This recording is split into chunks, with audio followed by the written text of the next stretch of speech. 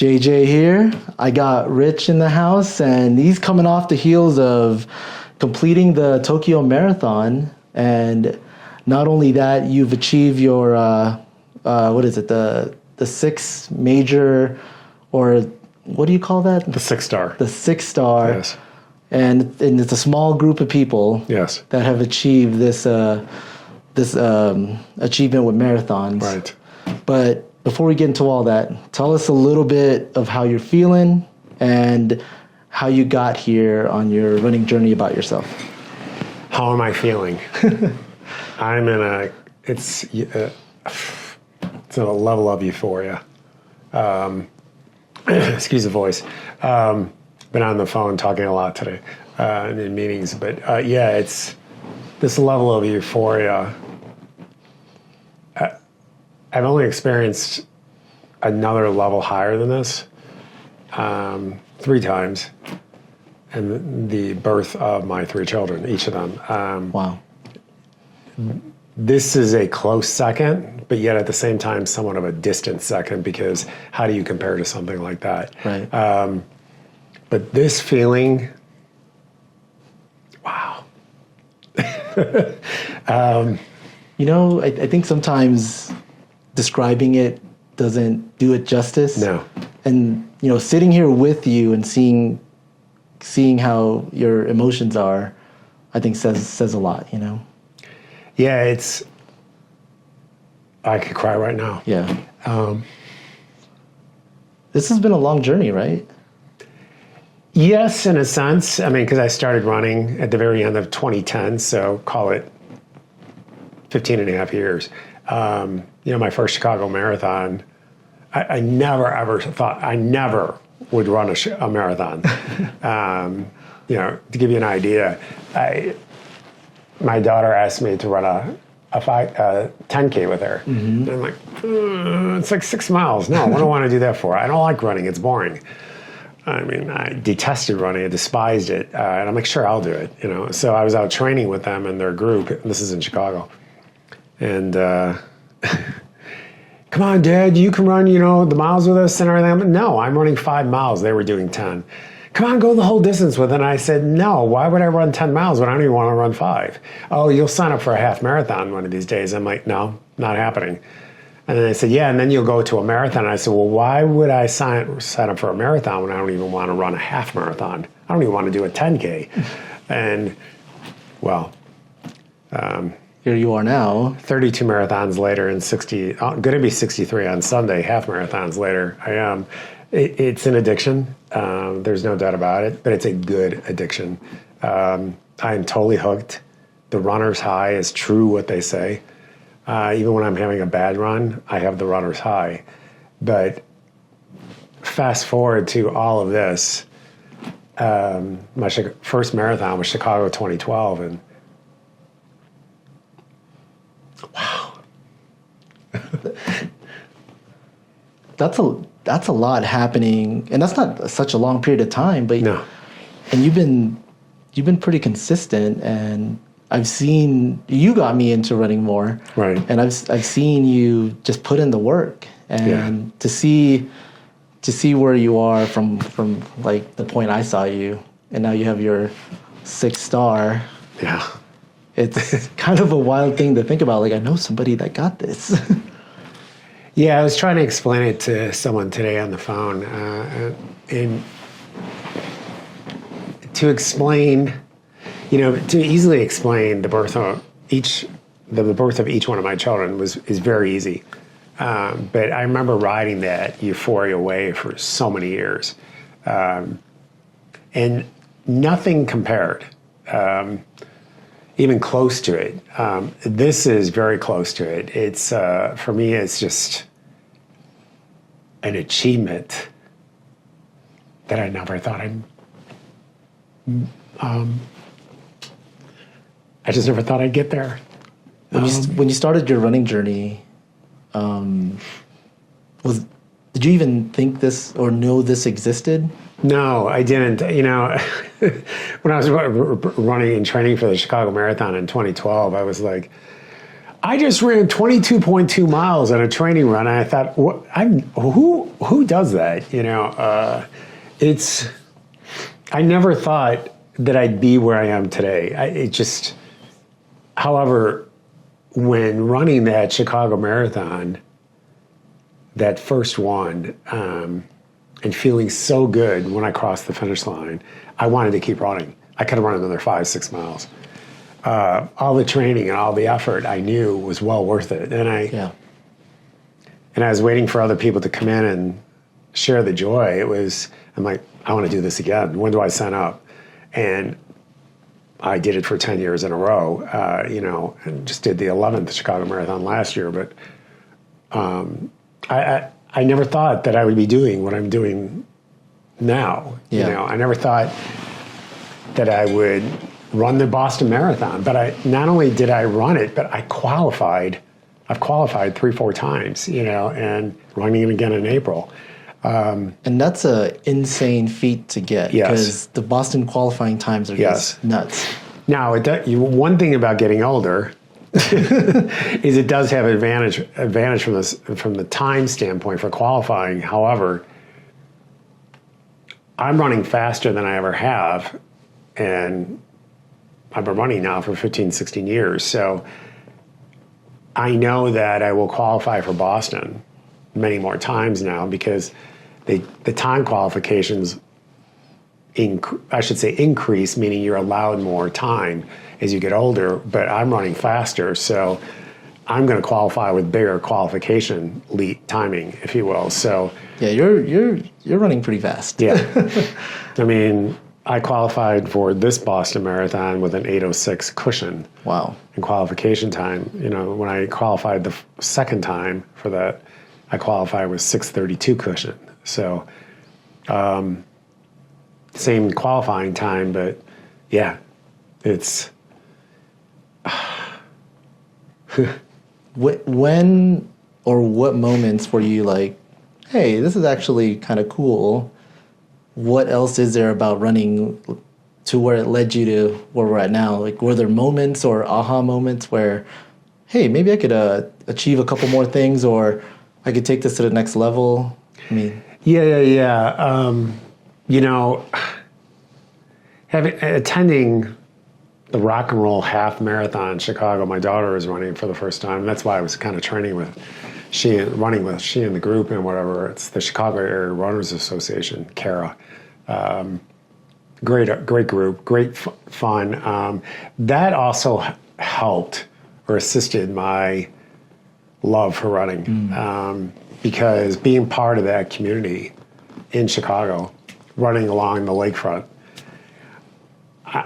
maybe I'm prejudiced, a little biased, but there's really no better skyline than in Chicago, and being able to run along the lake there, whether it's 90 degrees or 10 below. It's magnificent. Yeah. And there's a period of, even in the heart of the winter, where it's so cold and you're running, but it's sunny or cloudy or whatever, you still have the skyline and that feel of this almost serene, desolate experience that just gives you, keep going, just a little bit further, just a little bit further. You can go to Navy Pier in Chicago and warm up at the bathrooms, so, and believe me, we did. It was so cold. But I think the whole, as you're running, people always spoke of the runner's high, and I really didn't experience that until one day I did, when I was running so well in a very long run. And I thought, I just ran 23.5 miles by myself. I didn't have anyone else around. And I just set out to do it. And I said, just keep going. Just keep going. What's the worst thing you're going to have to do? You're going to have to stop, catch a taxi or an Uber. Okay, just go for it. So I did. I kept going. And then the weather changed when I was out. I was wearing a tank top and shorts, and I had a half zip. The temperature dropped like 30 degrees. It was so cold. And I thought, this is crazy, but only in Chicago does it happen like this. Yeah. And of course, then the winds picked up and coming straight down the lake. So it was even more bitter cold. Yeah. And of course, this is like February time frame, and when it warms up 55 degrees in Chicago. Everybody gets out in shorts and T-shirts and all that stuff. So it was just an experience at that point that I really felt the runner's high. I thought, wow, I can accomplish anything while I'm doing this. I may not be a fast runner, but what do I want to do with this? I've run a few Chicago marathons now, and it's like had a couple others under the belt, different areas. I'm like, I'm going to start running marathons abroad. I want to get into Berlin. I want to do London at some point in time. And I'm like, I've got to run the New York Marathon. Not even thinking about Boston, because I thought, I'm never going to be able to qualify for Boston. I'm not that fast. Yeah, well. Yeah, so, in running Disney, running the St. Jude Marathon, I've been a big advocate for St. Jude Children's Research Hospital. Brought you down there, along with my friend Shauna and such. It's, when you're doing this and you're encouraging other people, like when you ran your first marathon, and I was supposed to run the marathon that year, but had a foot injury, so I pulled myself out. But yet I still went and I ran people in. Yeah, you ran me in, and it was so funny because you're like, yeah, well, I'll cheer people on, and I was like, on my last mile, and I was going like over this hill, and I could see you, and I was like, is that Rich? Yeah. And you're like, come on. Yeah. And you're like, just go. And yes. I was like, I can't. And, yes, you can. But then I kept going, and you brought me in, and I picked it up a little bit, and that was my first marathon, and it was great. Yeah, and you got to experience that first time. Yeah. Everybody has those moments of the first time they cross the finish line in a marathon. I was fortunate that it was for me for the Chicago Marathon, which is one of the world major marathons. Well, thank you for that, because I thought I would never do something like this. Right. And I still remember when you asked me to run, and I was like, oh no. Like, I feel like you're on a highway. Yeah. And there's crossroads. And sometimes you take these side quests, and you said, I'm running a few miles. You want to run with me? And I was like, oh no, there's this guy who wants to run, and he's ran marathons. And I'm like, this is that point in life where, do I make a decision to do the same old things, or should I challenge myself? Right. And I was this close to saying no. Of course. And I'm glad I went with you, because like you challenged me, and you also showed me like something that I thought I would never do. Yeah. So I appreciate that. Oh yeah, you are most welcome. I mean, but that's what I love to do, is to encourage people and go and come on, let's go. We can do this. You can do this. Even when I'm struggling, having a really bad run, I'm like, come on, just keep going. Yeah. And you got this. Just a little bit longer. Just get up to that point. See the stoplight? Just go to the stoplight. Stand there, and if you have to, it's a matter of, don't give up. Yeah. Just keep going. And the times that I have given up, where I'm like, I just can't. I can't do it. And I still had the runner's high. Yeah. Which is so incredible to begin with, because that high is you kept trying, and you accomplished more than someone else that did not. Yeah. And you're getting out there. Yeah. I mean, we went on a run like yesterday, and you did it. And I've seen you work through that on many running situations. Right. Like, where do you get that? Is that just through life experiences? Someone taught you, or because it takes grit to do that, I think it's probably goes back to, I injured my lower back, and had back surgery.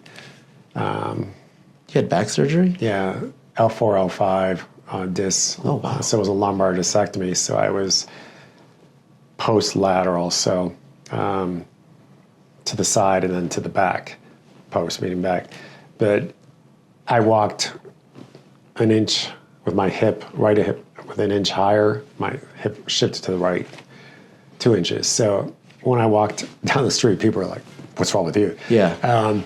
But after that, when I went through all the process of therapy and 9 months of therapy and massage and chiropractic and what have you. And then finally, I just couldn't withstand the pain anymore.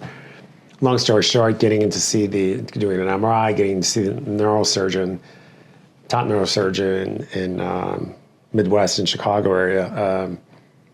He said, he asked me, how are you even walking? You should be ridden with pain. I said, I am. It's a pain level of 9 out of 10. Oh my goodness. But, so when he asked the question, he said, if we're going to do this surgery, I need a commitment from you, and that you will follow my direction. You will follow the directions and the rules that I give you in order to achieve full recovery. And I said, not a problem. He goes, no, that's not conviction. And we don't have to sign this in blood or on paper, but I need conviction from you. And I said, it is done. You have my conviction. Did you know what he was going to ask? Like how to... No. And it was, you follow, when a doctor gives you prescribed orders, so to speak, you follow them. Yeah. Because this is crucial. I was not running at the time, could have cared less about running and whatever. He in fact told me, don't ever become a runner. Well, here I am. But I listened to everything that he said. And then when I went back 2 weeks later, after the whole recovery period,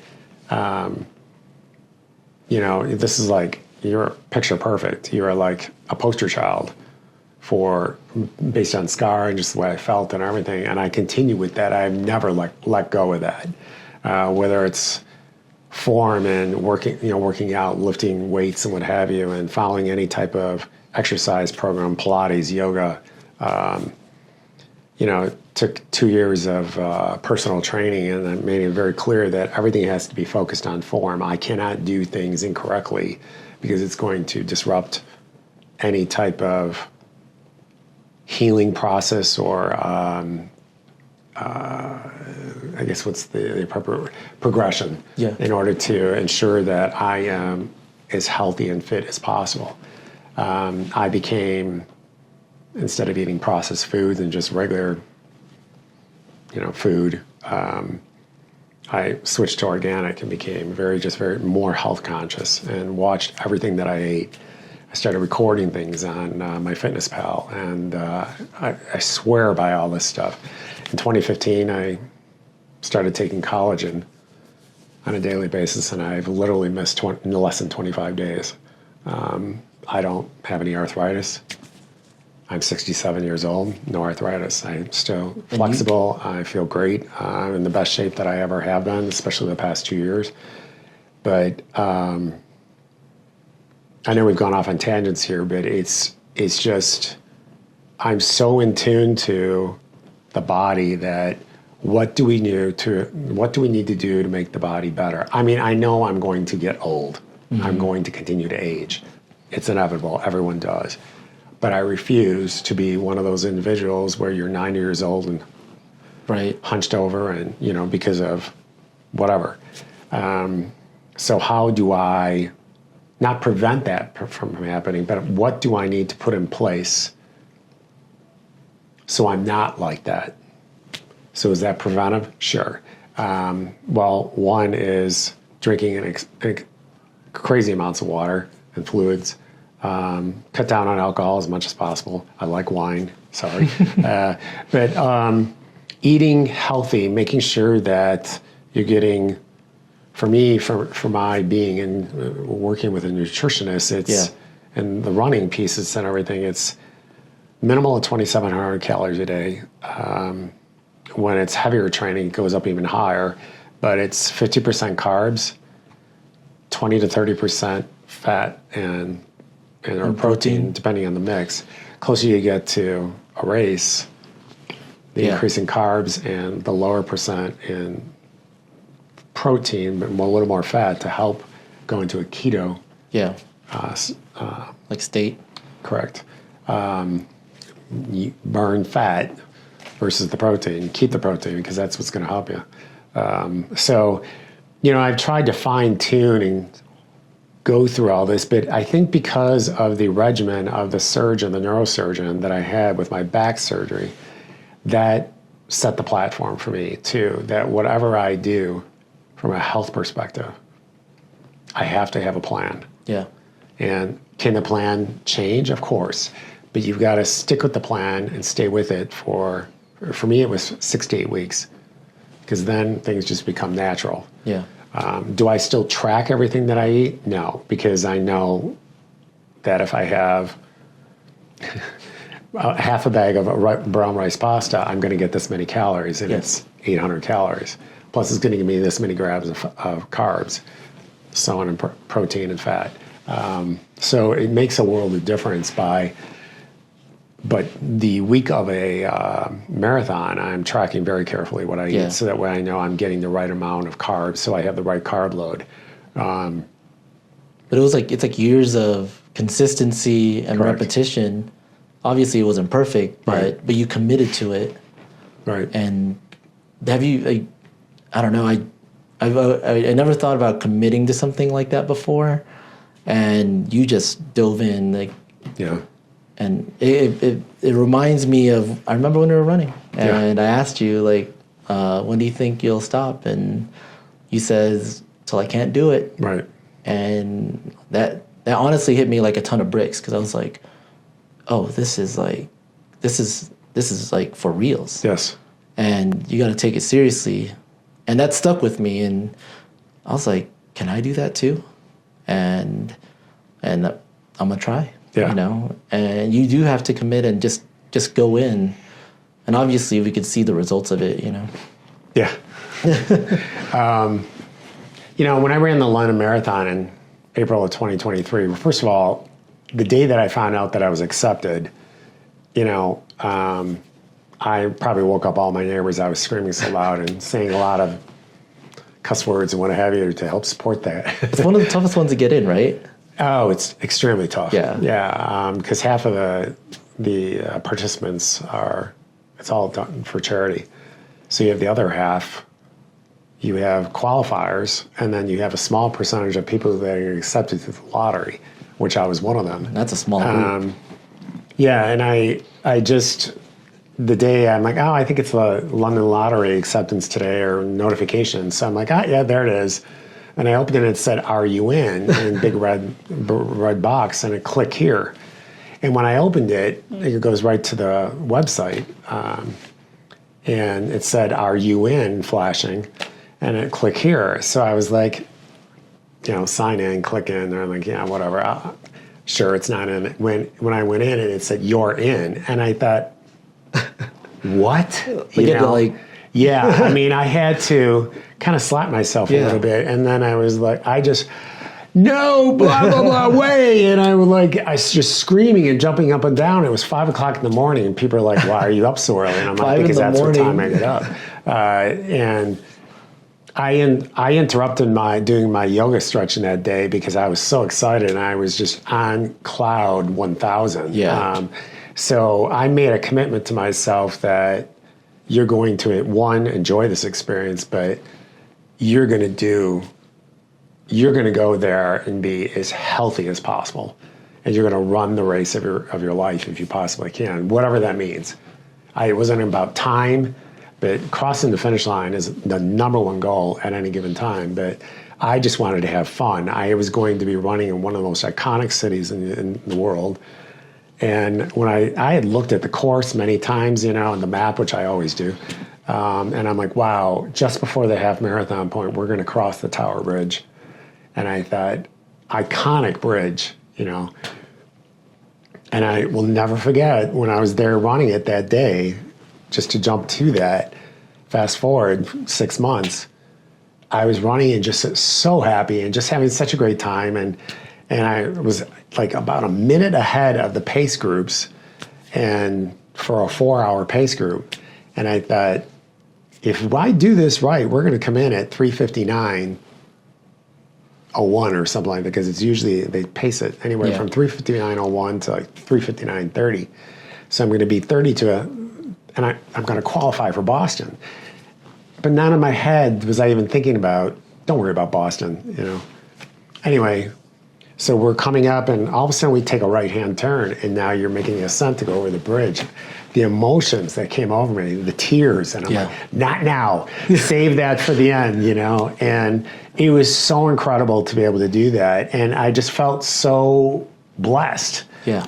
And the feeling of I'm explaining euphoria. Oh, it was a state of euphoria right there. I was achieving the runner's high right there.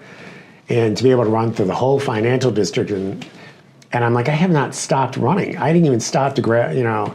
And I was putting little water bottles, you know, because they gave you water bottles. I was putting them in my pocket. And I was like at mile 19 and a half. And I'm like, I can't get the zipper up because it was damp out. And so I quick ran over to the side, stopped and pulled that up. That's the only time I stopped for maybe 2 seconds. And I made up that time as I kept going. That was the only time. Yeah. So yeah, I was coming back, and I was right by where the crossing of the Tower Bridge. And I think that's mile 22 or 23, 22. And I could see Big Ben, I could see the Big Eye, but like, don't look at them because it'll be like a mirage. It'll just keep going further and further away. But I'm like, you're good. Feel good. You haven't stopped running. Keep going. Just one more mile, one more mile, one more mile, you know? Yeah. And I'd been running at a steady pace where I thought, I am going to qualify for the Boston Marathon here, I think, if I just keep it up. So it dawned on you towards the end.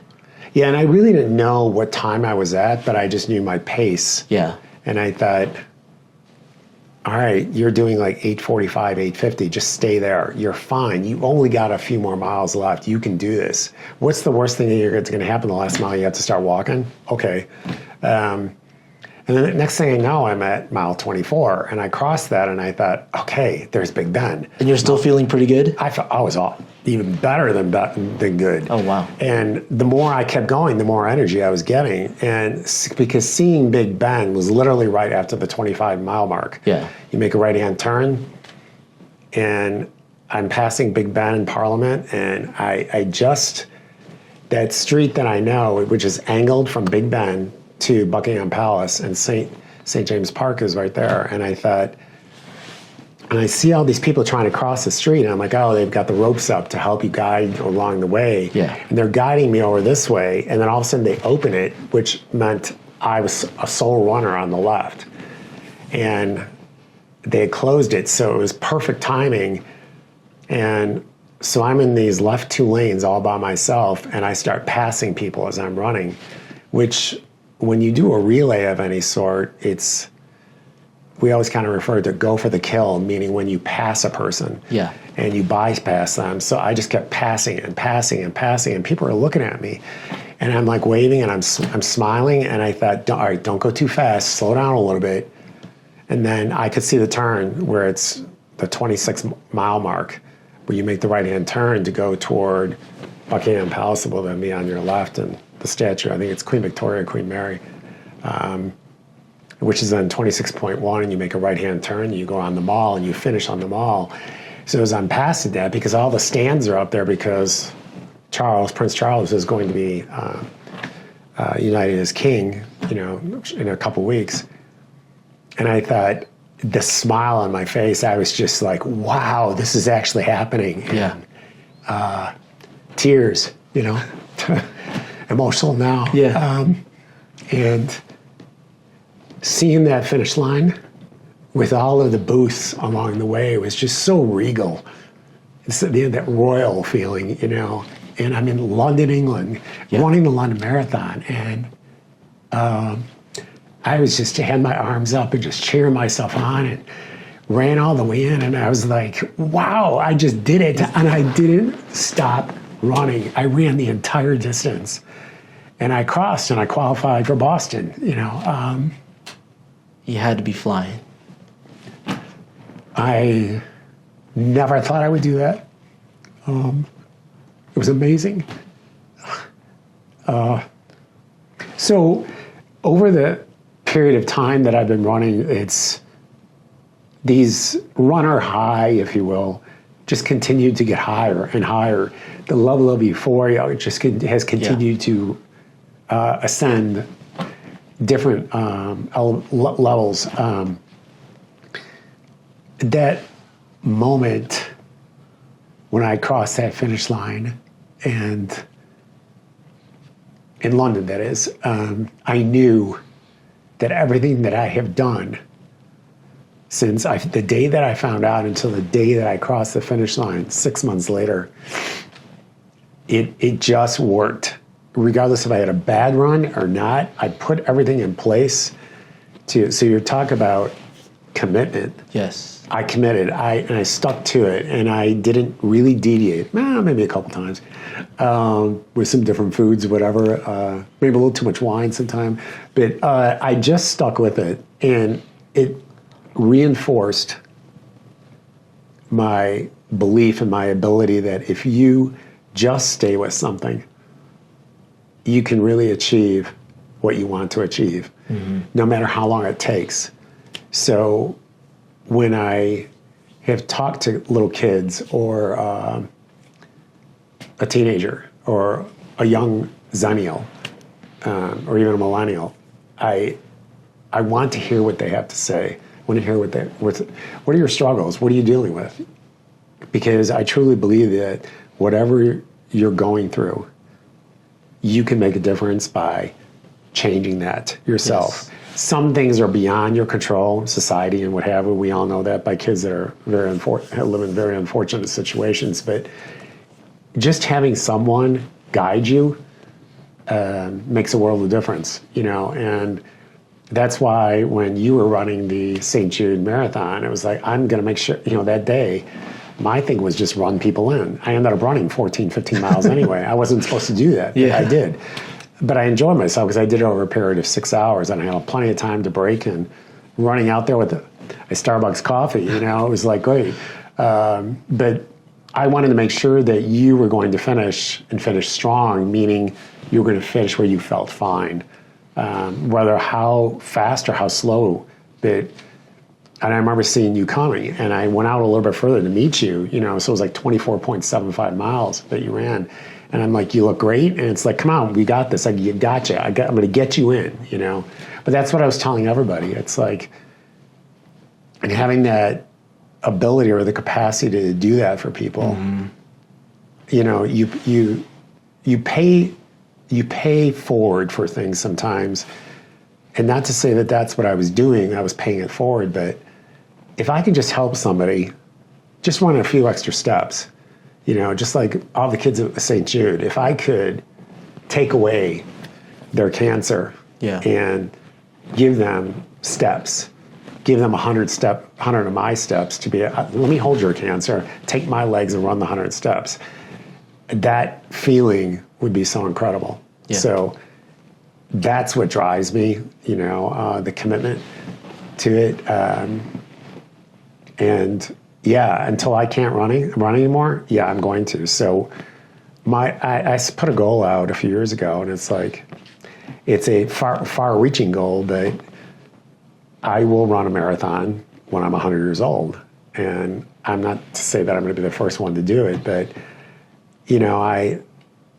not last year, but the year before, so this would be 2024, I saw in the Paris Marathon, there was a gentleman who was 92 years old that was running it, and he was running his last stretch into the finish line, and I thought the tears that were coming down his face, I'm like, that's what I want to do. And I thought, how incredible is it this guy who's 92 years old has that ability to do this? And that's what I'm going to do. And I will encourage anybody and be there for them and support them and cheer them on, because running a marathon is such an endurance piece of endurance, but and the population of running a marathon, or the percent of running a marathon in your life, is like less than 0.5%. So that when you achieve that, you're part of that club. I'm part of that club now 32 times over, but having this medal, getting the 6-star, it's 0.000001%. When I started the Tokyo Marathon, 22,487 people have achieved their 6-star. There were 2,000 of us at the Tokyo Marathon. So do the math. 24,487, so less than 25,000 people. I am one of the less than 25,000 club. Wow. Yeah. You know? And that's why I think it's important for people to, you know, talk to your neighbor or talk to someone, just say hello, get to know somebody. Right. Because they're also doing something important, something cool, something amazing. Like, I don't think you need to find these people that are like super successful or that's already established. I mean, you're like literally my neighbor, and you got your 6-star. Yeah. And it's amazing. And one of the most down to earth people out there. I try to be. But also your energy too is it's contagious, you know. Yeah. And that's another thing for people to have mentors or people to show you guidance, and you're just doing it like just out of the kindness of your heart. Yep. Not trying to get anything out of it. You just want people to achieve and do well. And you know, running for charity with St. Jude, right, and just doing it for yourself. I mean, you see it. I've seen it personally all the time, and I'm like, can I do that? Like, why wouldn't you want to do that? You know. And the answer is yes. Yeah. Yeah. You know,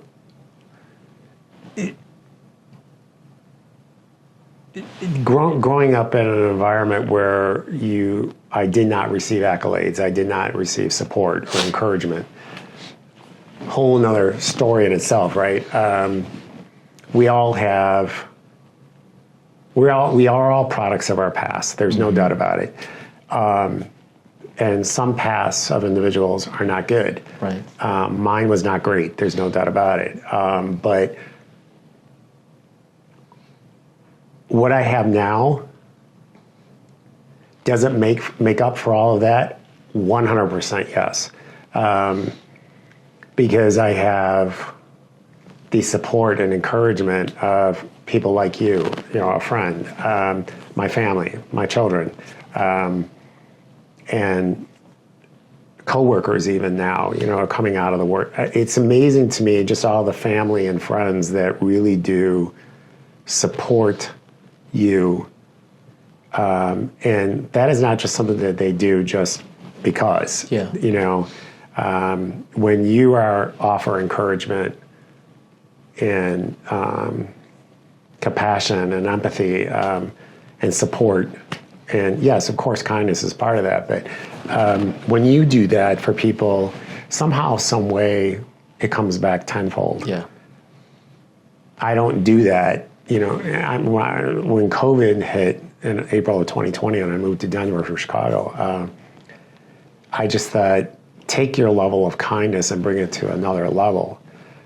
I didn't meet anyone for 6 to 9 months due to the COVID restrictions and what have you, 6 feet apart and so on and so on. So whenever I went, let's say, to get a coffee and I had to stand in line, it was like, always just hold the door open for people. Just say, hey, let me get that for you, whatever. I mean, I was just trying to be above and beyond kind. I didn't expect a thank you because I didn't want to do something with an expectation of something in return. You just do it out of the kindness of your heart. And it's like, call it a gift. No worries. It's like, that's why when you and I started running, you want to go run? Sure. It's like, let's just run. You dictate the pace. You run at your pace, I can run with you. You want to run fast, I run fast. You want to run slow, let's run slow. We need to walk, we walk. Yeah. Doesn't matter.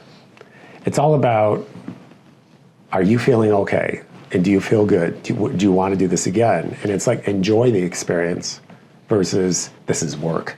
Right. This is hard, you know? You definitely created that perspective where, yeah, it's hard, but we're going to get through this. Right. And it was pleasant, you know, and, you know, yeah, some of the conversations I could barely breathe, but we got through it though, so. And when you're dealing with altitude, living in Denver, right, mile high.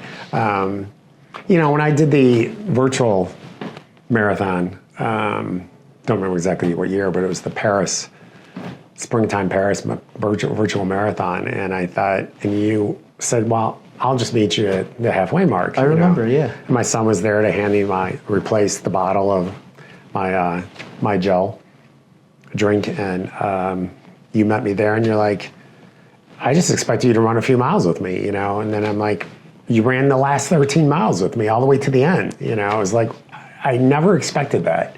And when you think about things like that, and, you know, especially when you're running or cycling or whatever, sport or anything that you're doing, it's like you remember things like that. And those are things that I'm grateful for, you know.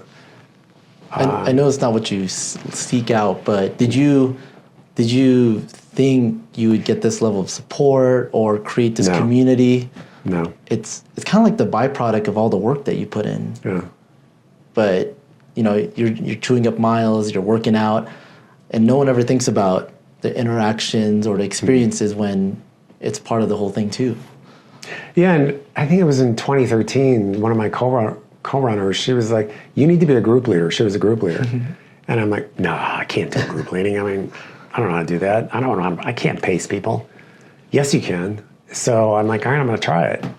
I started group leading and pacing I was at my second marathon, second Chicago marathon, I stand corrected. And I thought, this is insane. You know, I mean, I don't know how to do this. I learned. Yeah. And I did it every year. You know, not only the winter marathon, summer marathon training, but, you know, half marathon training.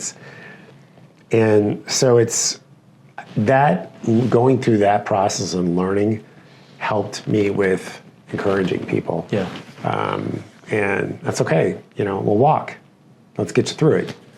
I don't care. A mile is a mile, whether you do it at 20 minutes per mile or 5 minutes per mile. Yes. It's a mile. So when you achieve that, and that's a very well-written thing, but when you achieve that mile even, and then you go to 2 miles, it's like, and also you're running 20 miles. You know, do I run around 50 or 60? No. I have total respect for individuals that do these ultra marathons and what have you. It's like, it's amazing to me. But I know it's funny to think, well, I don't know, no, not funny, but it's wild where a lot of people think running is just running. But look at all the different paths and people you've met along the way, and, you know, pacing, and it's there's so much more to it, but you have to also be present for it. And like what you were saying, where it was kind of almost like you were planting seeds, but you didn't really know it. It was just because of who you are. Right. And all these people came along the way with you. And I don't know, I think that's an amazing thing. Yeah, you know, I think being in Chicago at the time when I was running with Chicago Runners Association, being a group leader, a lot of camaraderie, met a lot of people. We would go to breakfast pretty much every Saturday after our long runs. And it was very well known, I like bacon. Extra crispy, super crispy, dry, everything. So that's when I would have bacon. You know, it's funny because like in a marathon, I start smelling bacon at mile 3. Is there bacon in the area? No, it's in my mind playing games. But moving to Denver with COVID, you go from the one extreme to the other, having this camaraderie of group. Yeah. And you know, interpersonal relationships and what have you, you know, with individuals and such, and just having one-on-one or 3-on-1 or whatever type friendships and dinner, breakfast, to nothing. Right. Like nothing. You're running by yourself. You can't talk to anybody. You can't even say hello. You have masks on, and you can't even associate with anyone. You know, when you see you're going to pass by, you have to make sure you're at least 6 feet apart. Also, the city, there's nobody driving. No, it's just kind of this like odd situation. Yeah, and before I left Chicago, I was staying in River North, and I'll never forget this. I went out for a run, and I'm running down Michigan Avenue, the Magnificent Mile, running right down the middle of the street. No one's there. No one's out there. No one's saying anything. No one's out to tell me you can't do that. And I was running, and I was going down basically all around Grant Park and what have you, and I came around kind of running the final part of the Chicago Marathon on Columbus Drive, and there's nobody out there. And I shifted over to Lakeshore Drive, which is extremely heavy traffic on a regular basis. I decided I'm going to run on Lakeshore Drive. Why not? Along the, and there's the bike path and running path right there. And I thought I did, and I came up, and all of a sudden I see a police officer sitting there, and he's like waving to me, and I saw him went over, and I'm like, "Hey, officer, how you doing?" He's like, "What are you doing?" And I said, "I just thought I'd run on Lakeshore." He goes, "Don't do that. There's the running path right here." I said, "I know. I just thought it'd be fun." He said, "But there was nobody out there," and so. You make the best of what you have, right? Yeah. So when I was in Denver running by myself all the time, then I met a couple people. So it was like, great. We'd meet them and run every once in a while, but there wasn't that camaraderie of a group like it was in Chicago that I've experienced, and I haven't experienced that since. Yeah, I was going to ask, like, what was that shift like? Because it had to be, like, tough, right? Because you're used to one thing and you're trying to find that. Yeah, so that's where the mental toughness comes in. Yeah. Because when you do run by yourself, it plays with your emotional state and your mental state, if you will, because you have only yourself to encourage yourself. Other people are not doing this for you. Yeah, what's like your self-talk when you're doing that? Because yeah, you're checking in with yourself constantly. How you feeling? How you doing? It's like legs are tired. Okay, do you need to walk a little bit? What? No, I can keep going. And it's like, for me, it was always get to mile 6, somewhere in there, and things would start changing physically to get you into a comfort zone. Yeah. And breathing would adjust and so on. And running in the group, you're talking. Right. Which really helps your running, your breathing and what have you. You're not talking to anybody while you're running by yourself, except for yourself. And if you're talking out loud, people may think you're crazy. As long as you don't answer yourself. Yes, which you do. And that in itself became just it was a challenge. Yeah. But I kind of equated it to, well, what's the difference if you're running a race and you're kind of out there by yourself? Maybe there are not as many people, where you only have 50,000 runners. Yeah. Like in the New York Marathon, but you only have 10,000 runners, and you could be by yourself for a while. One of the races that was like that for me was the St. Jude Marathon when I ran it in 2014. I'm out there running by myself because you're starting out with all the half marathoners too, but then the marathoners go off and it's only a few. And when I say a few, I mean it's a total of 4,000, but they're not all to get, Yeah. And now you're by yourself and it's quiet. It's quiet. And you now have to go into this mindset, oh, now it's mile 14. And you're all by yourself. And when the wall, what is referred to as mile 18 through 22, somewhere along the line, it's real. And that's when I realized how real it actually is. Because when you're by yourself and you're running, you have to constantly reinforce and keep building your emotional state and reinforce that and say, you got this, you got this. Go another quarter, just one more block. One more. And when you achieve that, if you need to walk, then you walk. Yeah. So. And I think it's okay to walk too. Yeah, it is. I think a lot of people think you just got to keep running. This is like a workout or a half marathon, full marathon. Do a run walk. It's okay. You just got to get through it. Every day my training program was a run-walk training. Run a half mile, walk a minute. And I do that for however many miles. I did that all for the London training, and I ran the entire distance. So, in Japan, I ran. In Tokyo, I ran the first 10 miles. And then I switched to the run-walk. Mm-hmm. Did I go break speeds? No, but I finished very strong and very healthy, and I was not even sore the next day. So, yeah. It's more generous with your physique. Yeah. It's more kind. But that's just me. That's what I do. Yeah. So how do you balance life, work, training, and all of this? You're obviously training at a high level, but then you also have to work at a high level, and then you got to take care of all the day-to-day stuff.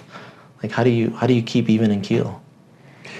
Yeah, I mean, thank you for saying that I train at a high level. I'm not right now training at high level. When I think of high level, it's like 60, 70, 80 miles a week. I'm not there. And it's been due to balancing of work. I started a new job in September, which I love this company that I work for. It's a great company, and just really enjoy my job. That's great. With that said, I get so focused on the job that I'm like, oh, I forgot to go run. And then living in Portland, Oregon now, I mean, it's been rain, plus rain, and more rain. But it's Pacific Northwest, so it does rain a lot from November to March. But in November, December, it was just exceptional amounts of rain, in my opinion. And sunshine, where is it? So being here in Denver right now, it's dealing with the sun. It's like, this is awesome. But getting back to figuring out the schedule, I have a schedule for running. I put together for every race, and I have changed that schedule so many times since October to accommodate. And instead of running Monday, Wednesday, Thursday, Saturday, Sunday, I could be running Thursday through Monday. Which can be taxing on your legs. Running that many days in a row, you got to have a break sometimes. But, my schedule basically is get up in the morning. I do yoga stretching for 35, 40 minutes in bed.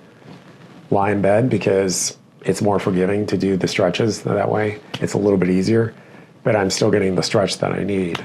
And then I do a 5-minute, quote unquote, clearing of the chakras, get the energy, make it clean. And, and then I get up and I make my collagen right away. And that's the first thing I have, green tea with collagen in it. I have a little something to eat, and I go work out. I work out 4 times a week. But I have been on a streak. I think I'm at 430 days in a row of doing yoga and stretching in bed. Same thing with workout. It's every week. So when you look at my Strava, the app, everything is just a straight line across. So it's consistency, regimen, and program. I need to make sure that those are the basics, that gets done on a daily basis, specifically the stretching and the collagen has to be. Along with now with the chakras, but working out 4 days a week, that changes based on days. Running changes based on days. Am I achieving 5 days a week every week? No, I'm probably doing 4 as an average. And now I have Boston coming up in less than 6 weeks, so I'm sticking to the schedule. I have to. And if I could add cycling into that right now, I would, but when I get back from Boston and being in Portland, cycling will kick in, and I'll do that twice a week. And on top of that, then I also play pickleball. So that's a minimum of 2 times a week, meaning 2 2-hour sessions. If I can get 3 or 4, that's even better. So, plus I have to work. So how do you juggle all that? You have to be extremely flexible. Because my position with this company is demanding, the industry is demanding. I'm in the produce section, so it's fast, constant, quick decisions all the time, and a lot of work, but I love it. So I'm being a little bit more relaxed with myself on the regimen of running. So does that mean that my times are going to be slower? Yes. Do I have to really prove? I ask myself the question all the time, what do I have to prove? I've achieved something, the 6-star medal. I don't have anything else to prove at this point. I still have goals. There's still another star to get, and that's now Sydney, which I'll do that in August. So I'll have 7 stars. They're going to keep adding these races. I will get them. Will I be running slower at the races? Sure, but I'm going to try and always qualify for Boston if I can. So I'm going to have to maintain pace, which means maintain a regimen and training. So it's balancing and figuring out what exactly needs to be done. So do I run more at night, run more earlier in the morning, that type of thing. But you're flexible with it. And I think you have to have some sort of regimen. And also when you work out like this, I think it helps your day-to-day, right? course. Like, it helps you perform better at work. It just helps you feel better. Yes. I mean, it just makes you better in everything. Yeah, and you're receiving the endorphins. Yeah. The endorphins are increasing. You know, what is it, serotonin or whatever. So yeah, it just. And when I have it run, let's say for 3 days, I start getting, you know. Yeah, you feel it. Edgy. Not edgy, but I just start getting fidgety. And Yeah. I'm like, I got to go for a run. What does your family think about you doing all this? You know, some people are like, you're crazy.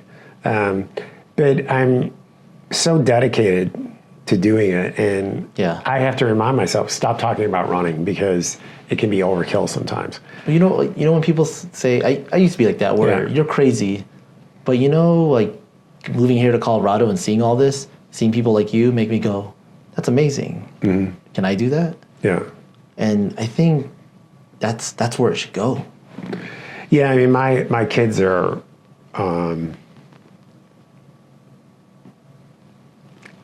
beyond proud of my ability and what I have achieved. You know, and you know Shauna, my friend Shauna, she's like a sister to me. You obviously met her and spent time with her as well. And he ran a half marathon with her in Breckenridge here.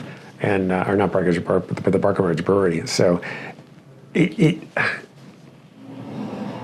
but when I ran Boston and my oldest son was able to go, he was like, I don't care what I do. I want to see you run the Boston Marathon. And I know my daughter and my youngest son would have wanted to be there as well, but they were there in spirit. Yeah. I know that. And all three of them, when I ran Tokyo, I knew they were there. I could feel their presence, you know, so, and just the affirmations and the level of congratulations that I received from them, and that sense of being proud, is just a reminder to me that you've done something right, you know. So when you have levels of euphoria, and this level of euphoria with the 6-star, there's a lot of different components of euphoria to reach that level of euphoria. Yeah. So it's a big deal, you know. It's Oh yeah. yeah. I mean, one, it's an achievement. It's a big deal just to get this, but it's just not getting it because there's so many components and factors that contribute to that level. Oh yeah. You don't just get it, you know. No. And it's kind of interesting because you described the level of euphoria close to your children being born, but here you are, and they're proud of you as much as you're proud of them. Yes. It's like a full circle. Yes. Yeah. You know, like I had said, I didn't have the greatest childhood. I just didn't. Yeah. Didn't have all that emotional support and what have you. So I was constantly seeking that all throughout my life for myself. How do I want to make things better so that people would like me, so to speak, you know, and appreciate what I'm doing. You're okay. And going through a lot of just personal psychological therapy or emotional therapy or whatever you want to refer to, counselor, therapist, and achieving that and recognizing what issues I have as an adult. I have the capacity now to change what was done in the past, right? And I didn't set out to go run, and this is how I'm going to do it. It just fell in my lap. My daughter was running her first half marathon, and I was like I said, I was out there training with them, you know. Well, yeah, you're going to run a half marathon, you're going to run a marathon. I'm like, nope, not going to happen. But it's one of those things that show up, and you have to decide, right?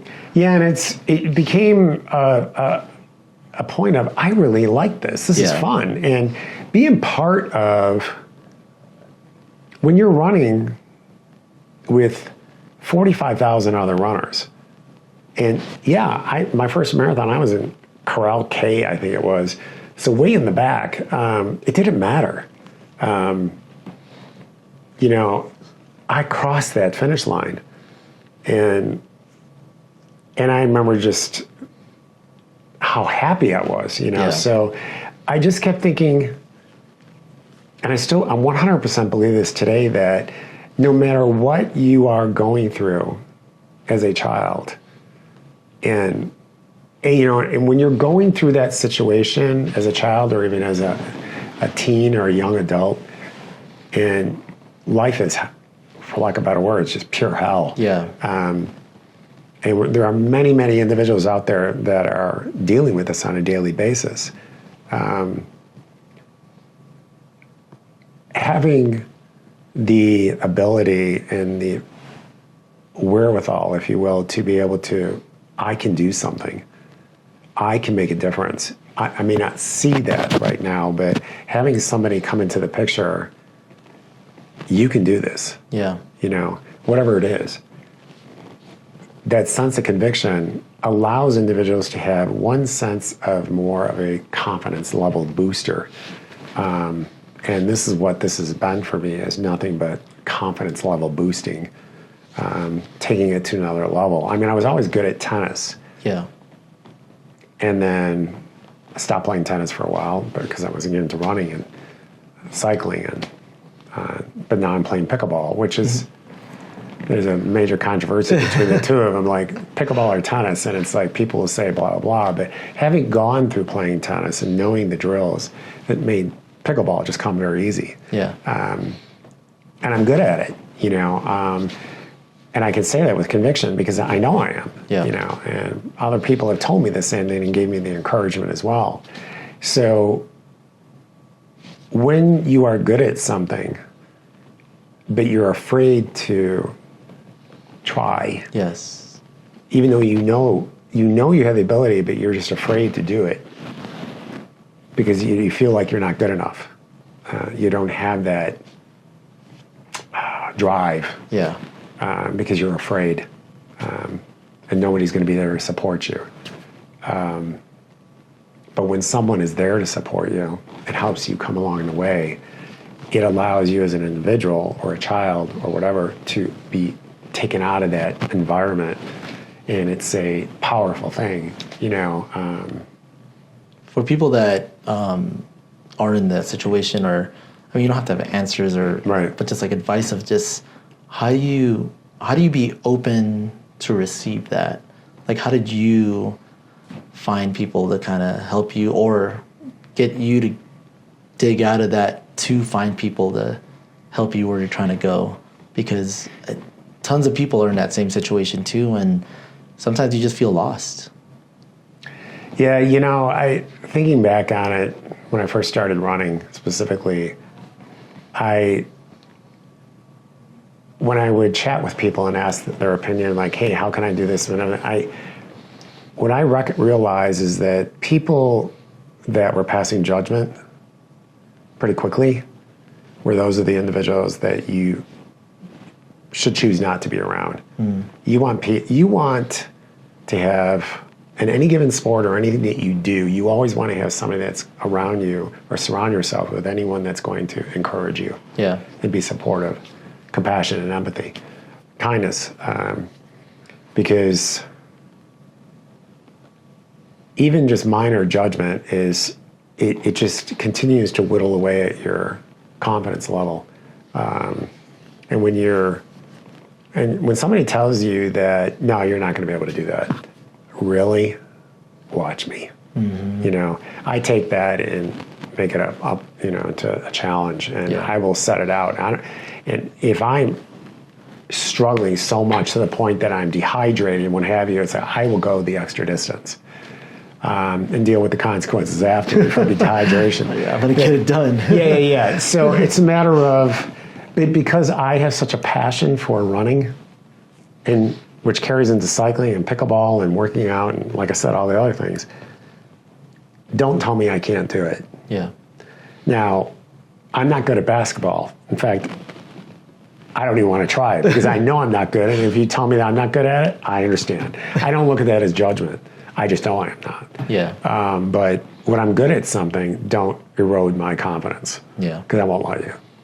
I'll take that and turn it into a positive and say, watch me. Yeah. So, and I can say this comfortably, is that for everyone that did pass judgment on me while I was trying to learn how to run, I've got this, so, and all the medals to support it. And it's not a matter to rub it in someone's face, but it's proof. Yeah. And confirmation that I have done something that I set out to do. And I did it.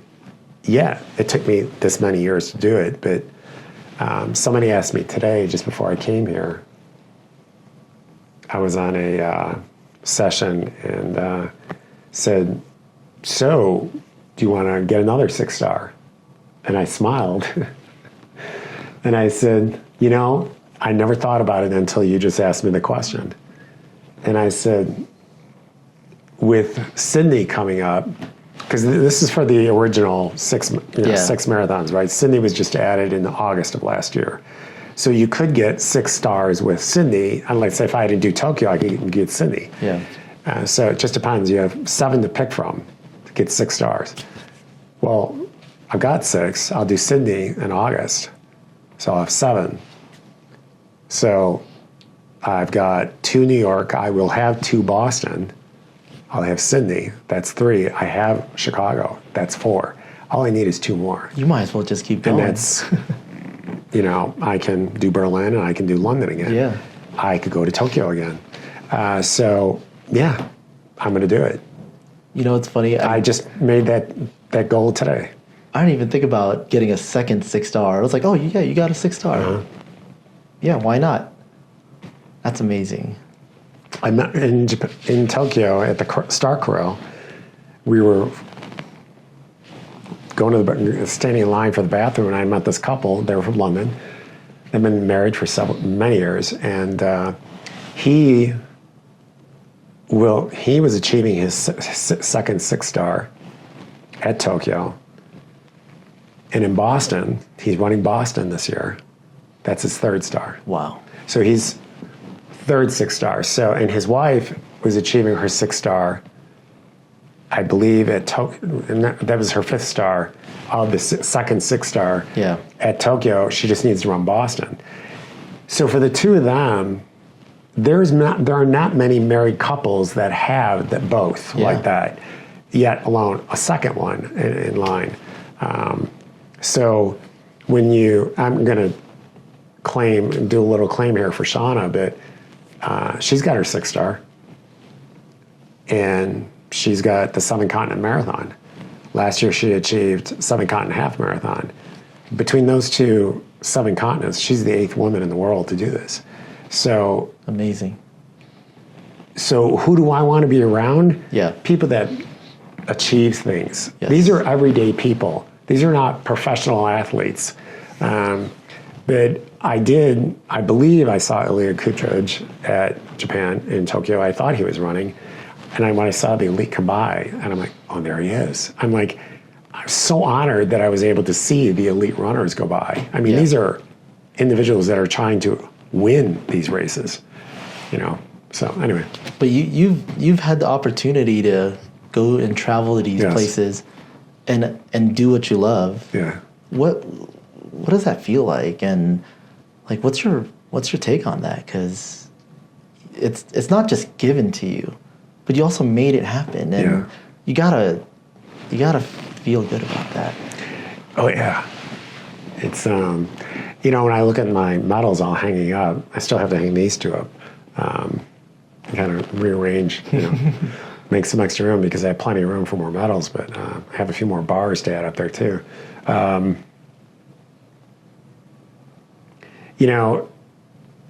Given the count, 32 marathons, 6 to 3 on this coming Sunday, half marathons, and there's challenges within that mix, Disney races, I've done all the Disney challenges, done the Goofy challenge twice. I still need to do the Dumbo challenge, which is the 5, the 10, the half, the full. And when you get the Goofy, you get an extra medal because it says Goofy challenge, and you do the Dumbo, and now it's the Dumbo challenge. So you're getting 6 medals, and it's all about medals too. Yeah. You know, but when I look at all that and I look at all the medals that I have, I'm like, wow, that's a lot of money spent. You know. Yes, that's very true. And it's been well worth every penny because the experiences that I have. Yes. I mean, I could go back. You asked me about a race, and I could tell you specifics about a race, just because I remember it. You know. Yeah. If you asked me about the Boston Marathon in 2024, my first one, it'd be like, what? I know I ran the race. I remember seeing the Sicko sign. I remember crossing the finish line, going up Hereford, left on Boylston, and just laughing my butt off going all the way in because people were so loud I couldn't hear. Yeah. You know, so, yeah, it's little things like that just, yeah, I just never thought that I'd be here where I am, one, sitting here talking to you about this. Which I find that to be just an honor itself that you asked me, but to be able to just have this experience and experiences traveling all over. I mean, people are like, okay, well, what marathon do you want to do next, like in the world? And I'm like, I want to go to Patagonia. I want to run the Patagonia Marathon because it's South America. I will then have, well, once I'll do Cape Town, South Africa. So then I'll have 6 continents. Will I do Antarctica? I don't know. I don't think so. Somebody may have to challenge me on that. Yeah. But, I'll meet you there. yeah. You know, somebody asked me if I ever wanted to do the 7-continent marathon challenge in a week. I saw that, and Every day. You're just traveling and running. Do I want to do it? I don't know. Could I do it? Yes. And there's part of me that would say, yeah, but I don't want to do that now. I'd rather do that when I'm like 80. Yeah. Because then it would be a challenge. And then I could say, I did this. You know, I may do it slower, but that's fine. I did it, you know, and it'll probably wear me down. But, oh well. Yeah. That's a... What's the next race? You know, it's like, let's go. I mean, and people are like, so do you have anything planned out after Sydney? I'm like, well, yeah. You know, I know what I want to do. Yes. You know, it's just a matter of the timing and when it's going to happen. And you got to be fluid with it, just like your workouts. Yeah. And life. Yeah. Yeah. It's, and being flexible too. Yeah. You know, I enjoy working. I don't have any desire to retire. You know, is it because you want to always achieve something? But it's not just because of achieving, but it's just for yourself. Having been unemployed for a few periods, no,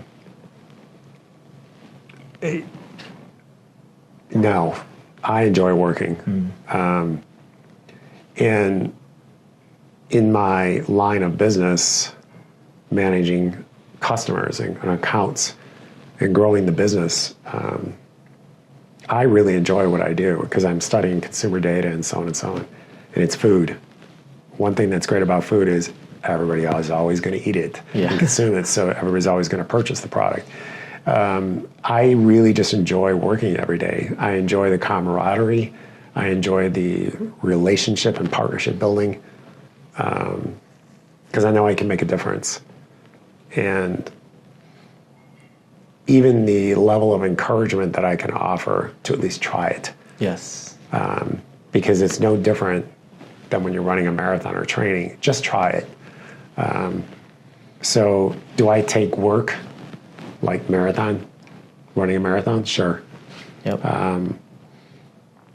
Because I look at, a lot of people look at a marathon or a race or an event, a 5K even, that it's finite.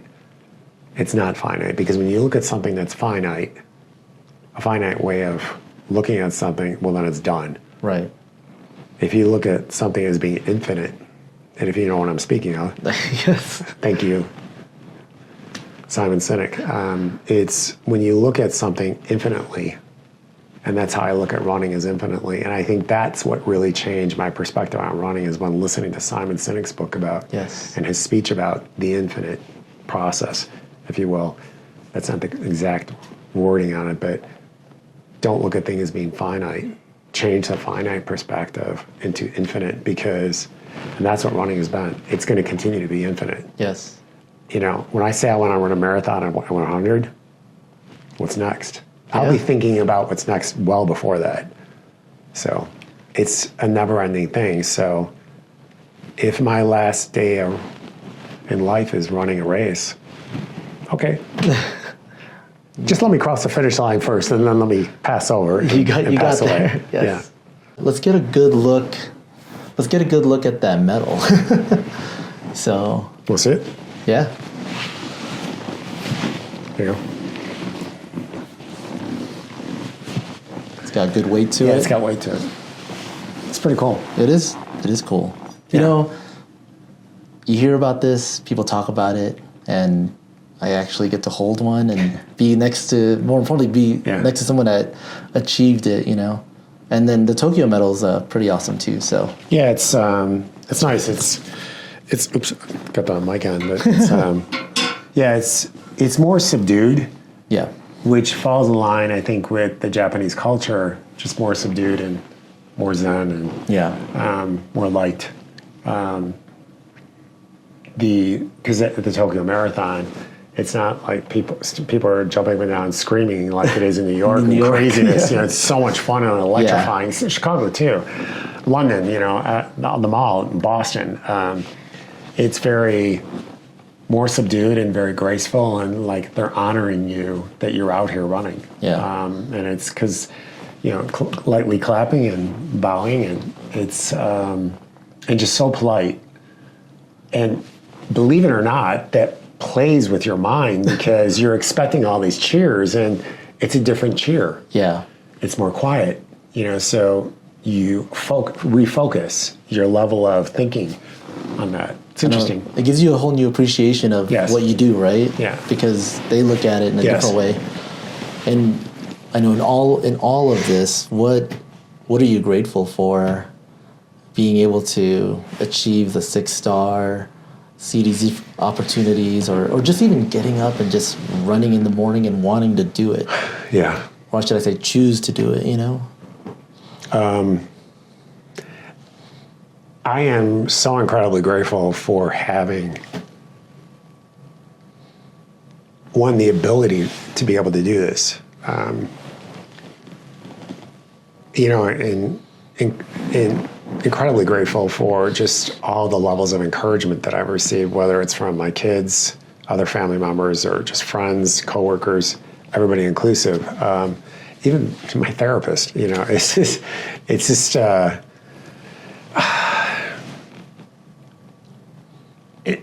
also incredibly grateful for having the capacity to figuring out what is best for me within the running program, the regimen of doing yoga, stretching every day, taking collagen every day that I do, and how much, and I value how much that has helped. I'm so grateful for that. And same thing with the ability to really dive in to understand nutrition and what can I do to make it better for myself. So grateful for that. And then grateful to be good at, you know, pickleball, you know, cycling, running, you know.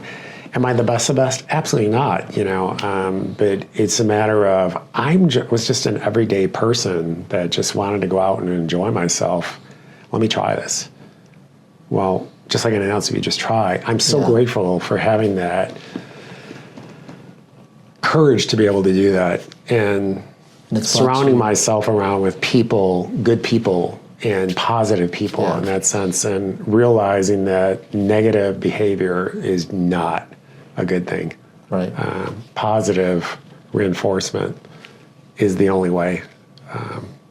So I consider myself to be really, really lucky from that standpoint, because I'm just one of the population, you know, the everyday population. And but that also means that it's proof positive to me that if you set your mind to doing something and you surround yourself with the right people in that mix, you can do it.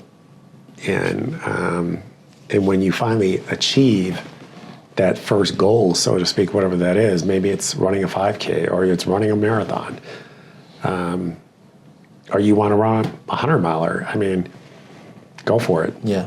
You know, or you want to run the Tour de France. I mean, is that a huge goal? Absolutely, but why not go for it? Why not? What do you got to lose? You know? Who would have thought running would take you around the world? No. I mean, and my trips now that I plan are usually, well, where's the marathon? Let me see the marathon. Yeah, let's go there. You know, if I want to go somewhere, it's like when I went to the British Virgin Islands in 2015, I wanted to go to a tropical island. I wanted to be as secluded as possible and just really enjoy myself. This was my splurge for a vacation. There was not a marathon. There wasn't a half marathon, not even a 10K. All there was a mile around. It was like 1 mile around, and I ran it 3 times. You know? So it wasn't a matter of going there to do a marathon. I was going there just to enjoy and relax. Yeah. Is that important? Absolutely. So, you know, when you look at everything for about being grateful, it's like I'm healthy. I'm 67 years old now, but I don't feel that. I feel like I'm 30 because I'm in better shape than I was when I was 30. And I was in pretty good shape when I was 30. Yeah. Playing tennis 3 times a week. I was smoking cigarettes at the time. But yeah, health is definitely number one, but having all the support and encouragement from family on a regular basis, and just the ability to be able to do what I can do. Yeah. And I'm not done. It's like I'm here, I'm present, and 50 and 100, 50 marathons and 100 is the goal. And it was 25 and 50. Well, it's past that, so now what? I said I was going to stop at number 30. I had to just get Boston done, then I was going to stop. And I was like, yeah, I'm not stopping. No, just keep going. Yeah. Yeah. You know, so. I'm looking forward to tuning in, so. Thank you. This is I appreciate wonderful. this. So it's good stuff.